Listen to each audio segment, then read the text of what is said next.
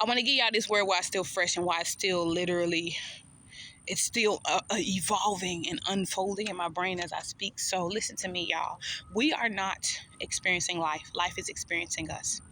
So when you think about different things like the different emotions or feelings and different things like that that exist in the realm, those things would not be able to exist without us.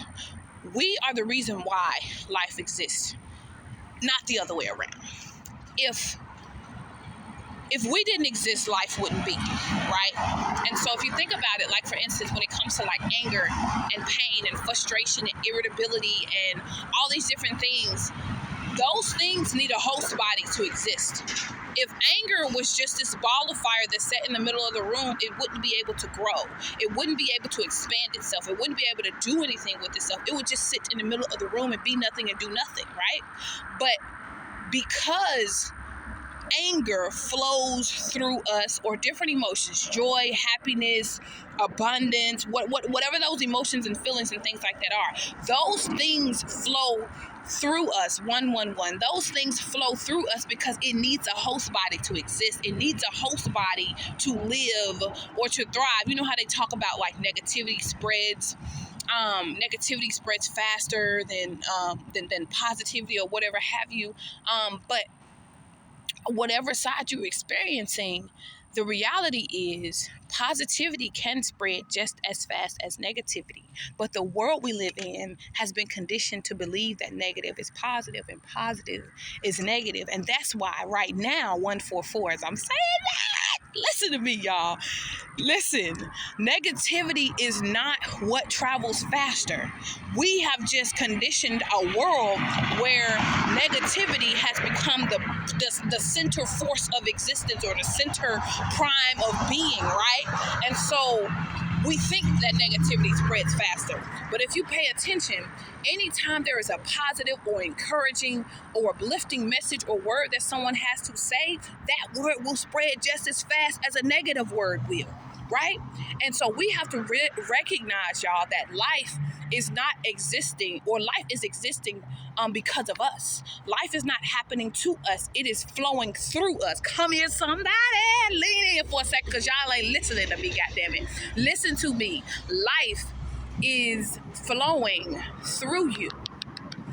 Without you, life doesn't exist. If we all dropped off the face of this fucking planet, right? If every living being dropped off the face of this planet, the planet would not survive, because the planet needs us to live, right? So we have to recognize that life is not happening to us, or it's not happening for us, right? It is happening through us. It is because of us, come here somebody. It is because of us that life exists. It is because of us that things are still alive. And so what we got to recognize is, if there are things that still exist in the realm of whatever part of the world that we're living in, or whatever our world is, 333, y'all, whatever our world is that you may be experiencing, if it's anger, if it's pain, if it's joy, if it's whatever, understand that we all have our time to experience, or for those things to experience us. We all have our time for those things to experience us, okay? Because without us, those things would never be able to have 404, never be able to have said that they had an experience of any kind, right? 411, that's the motherfucking T. Listen to me. You are the reason why things exist. And so if you are living in a world or in a realm in your own existence where you do not like what is happening in your realm of existence, you are the reason why you do not have it, whatever it is, right? And so, Lord have mercy, this is a heavy message. Listen to me. Life exists because of you. And this is why I feel like manifestation and stuff like that has become such a rapid topic, especially lately. But like, you are why life exists.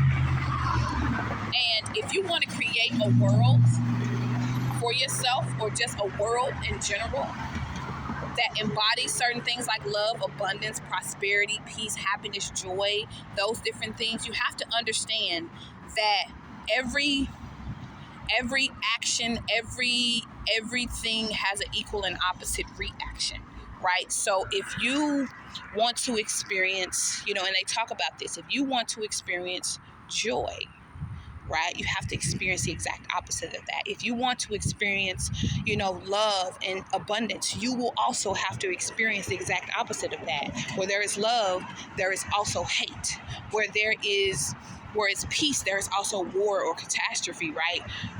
Everything has an equal and opposite reaction. And so just as love, 555, just as love may flow through you, you will also have to experience what hatred feels like from the inside out. Hatred would also flow through you at some point, because it needs to be able to experience you, so you can know, so that you can be able to fully identify with both. But y'all, that's the message.